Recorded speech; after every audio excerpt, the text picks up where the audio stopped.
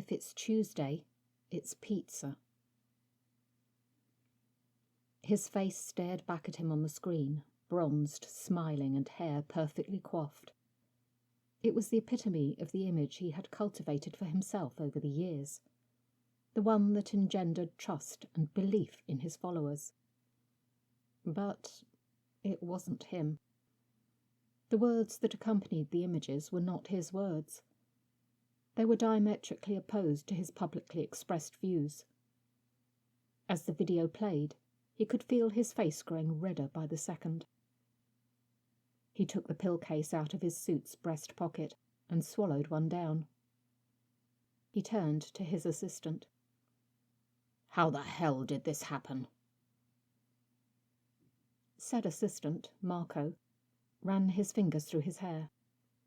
The man's face was pinched tight. His eyes darted back and forth between the screen image and the real thing. "I don't know, Mr. Korda, sir, but it's really easy to create a deepfake these days if you know how." "Deepfake?" Korda raised an eyebrow.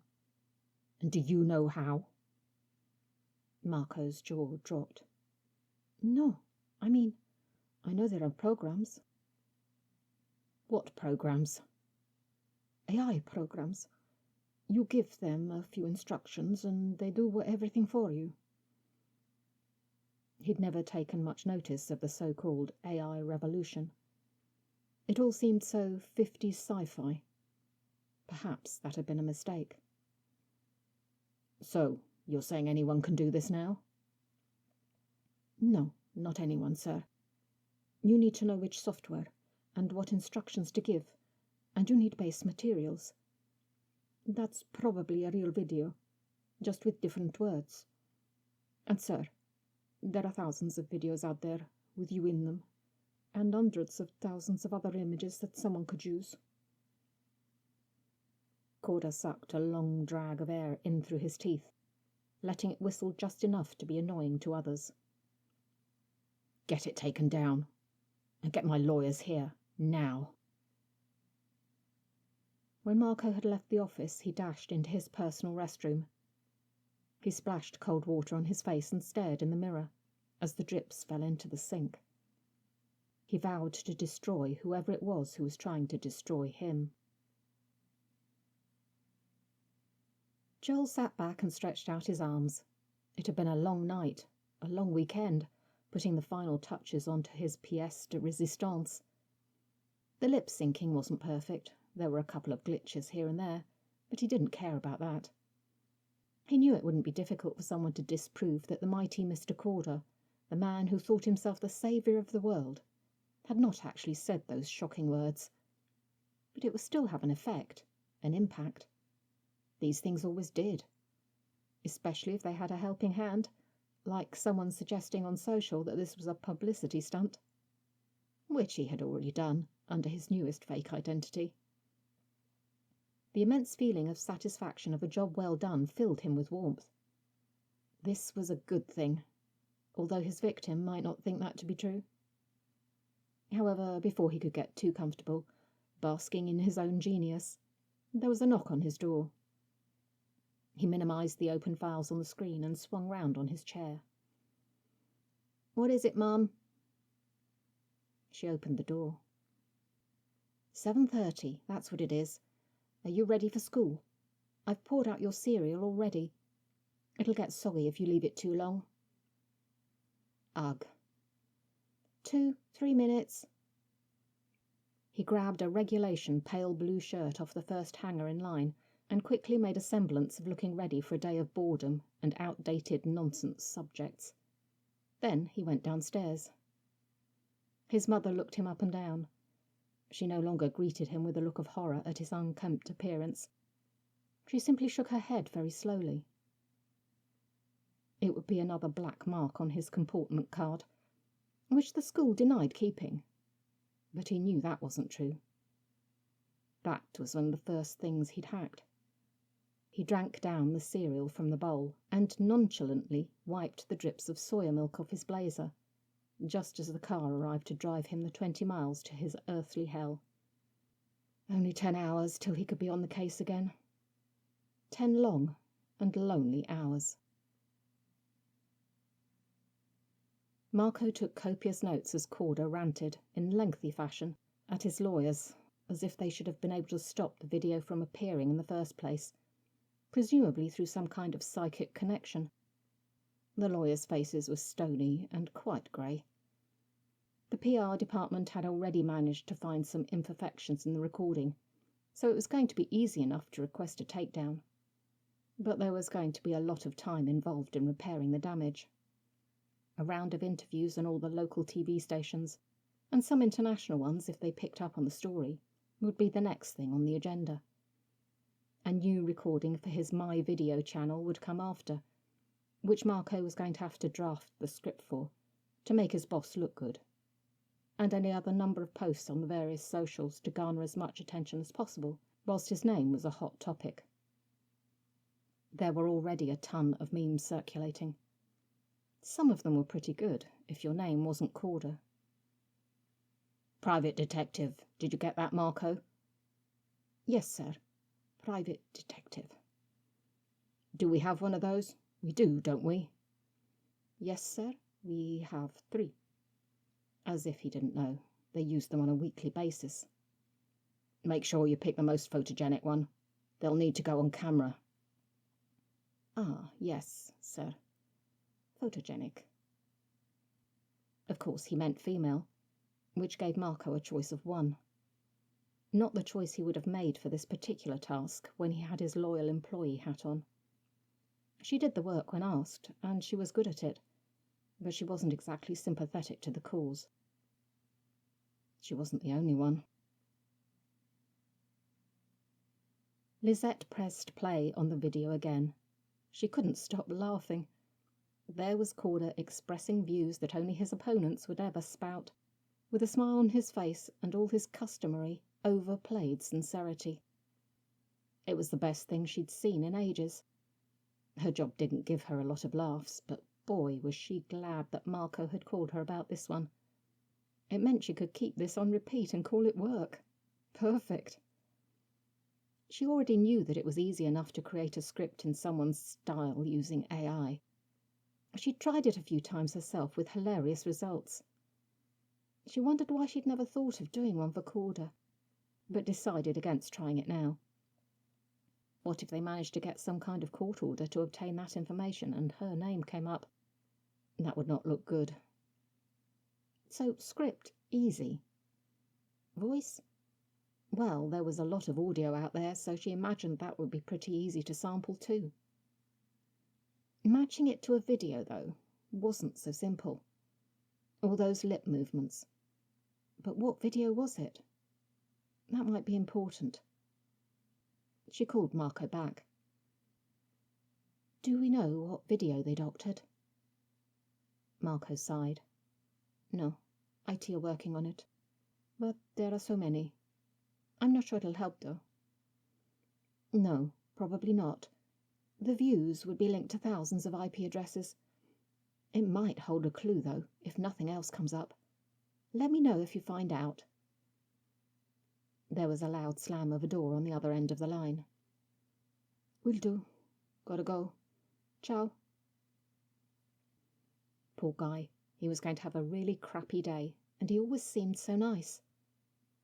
She picked up the pages-long list of potential suspects Marco had already given her and got out her coloured markers. First pass, those who wouldn't even know this could be done. That would knock out at least half of them. They were all dinosaurs. When Joel got home, his mother was busying herself in the kitchen, organising dinner, in her perpetual cycle of hope that this would be the day. Joel dumped his bag on one of the chairs and pecked her on the cheek. "How's things?" "Oh, you know, same old. Your dad's not going to be here for dinner. There's some big hoo-ha going on at work. Something to do with having to record a video. I don't know. None of what he said made sense to me, and he didn't have time to explain, so—" "Nothing new there, then?" "I know, love, but he's doing it for us. You have to work hard to get what you want." He'd heard that a lot. Too much. If you never had any free time, what was the point of working? What time are we eating? Same as usual. Just because your dad isn't going to be here doesn't mean we change routine. Joel smiled. She was like a broken record in more ways than one. Much like him. And what are we having? Oh, just the usual. You know your dad's a creature of habit. Yes, he did. Macaroni on Monday, pizza on Tuesday, blah, blah, blah. It wouldn't be such a joke if he was ever there. Joel tramped up the stairs and locked himself in his room. Then he surveyed the damage. The internet was awash with the Korda name. There were like a billion memes, and he could have spent hours reading them all with a big grin on his face. But he had more important things to do. He'd found a glitch in My Video, a way to upload a video with an old date. It was brilliant, but this time it would be only a voice recording with a static image. Or perhaps a few static images. Anything else would take too long. He had a lot of pictures to choose from. He just needed to get the dating of them right. The recording would be more difficult to disprove, and the wording he'd come up with was perfect. How he loved the AI revolution. This one would probably be a slower burn, but perhaps not. If he got the wording on his share right, he'd know by the next day. Lisette stared at the screen with bleary midnight eyes. There was another thing going around, which usually happened when scandals were in progress. People started searching, and they often found. Had Korda really said that 10 years ago? It certainly wasn't the kind of thing he'd say these days. The views expressed were unnervingly similar to the video that had been posted earlier, the one that was definitely a fake. She traced back all the shares until she was pretty certain she'd found the source. Not much had been posted on that account. It felt suspicious. But how could you fake a video date? She rang Marco again. She was certain he'd still be at his desk. "Have you seen the new video?" she asked. There was a long pause. His voice cracked with weariness. "New video?" "Oh, well, it's an old video, but I don't know, it feels wrong. It's going around all the feeds. I'll send you a link." Marco groaned. "I'm never going home, am I?" "Sorry. It might be nothing." "We do have lists of everything we've ever uploaded, anywhere. So we'll start trolling for that, too."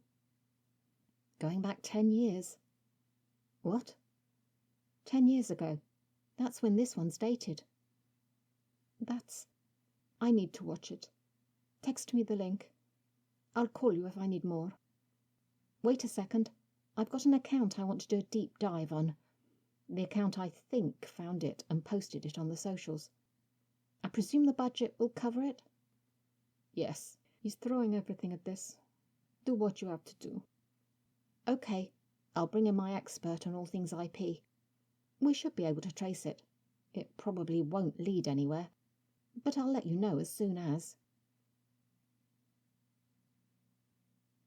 "I didn't say that," Korda said as he listened to the new video. "I would never say that." Marco took in a deep breath. "Are you sure, sir? My video says that you can't backdate video uploads. If that's true..." Korda thumped his desk. "It's not true. It's a lie. If they want to be sued too, let them go ahead and deny it. But I did not say that. Ever." Marco left the room and slumped down at his desk. He wondered if he could actually face another cup of stand-up-your-teaspoon coffee. He leaned over and grabbed the jug, poured and gulped. His stomach felt like pure acid, but the boost worked. As his eyes started to focus properly again, he noticed there was a message flashing on his answer phone. Actually, there were 2 messages. He lifted the receiver so that Korda wouldn't hear anything raw as it came. Couching things always went better. "Hi, Marco. This is Corrine from my video. I'm not quite sure how to say this, so I'm just going to come out with it. You were right. There is a way this video could have been uploaded backdated. We're working on how to resolve the anomaly right now, and to check this video's actual upload date. I'll be in touch as soon as with that info. Hope you're well. Anomaly? It was more than an anomaly. It was downright negligence. He braced for the second message, wishing it to be Corrine again, with more info. It wasn't. Hi, Marco. I've got some news on the IP for that poster, and you're not going to like it. I don't think they're hiding. He glanced at the time. 3 a.m. He rang her immediately, his heart beating hard. Who is it? He asked. Well, we can't be 100% yet. We need to look into it further. But I'm going to need your permission for that. We think the perpetrator might be a minor. Look, I don't want this on voice in case there's, ears. I'll be round there in an hour. Marco stared at the door. Corder stood beside him. They'd had to wait until the school day was over, after checking and double-checking and checking again. And that meant that his boss was in an even more foul mood, which he could understand completely. He just wished this wasn't where they were. Never in his wildest dreams would he have imagined this would be the outcome of the investigation. It was too personal, but there was nothing he could do to make it better. If only he'd had some clue. The only thing he could think was that he hadn't been paying enough attention. Now, he simply had to take a back seat and let everything play out, however much he wished for things to be different. Corder clutched at his chest. He felt tight and breathless as he walked up to the door. It opened before he needed to do anything. There before him stood the boy, Joel. He didn't look scared. He didn't even look resigned. It didn't seem as if he feared punishment at all. That unsettled him. Then his mother stepped forwards, all bright and breezy.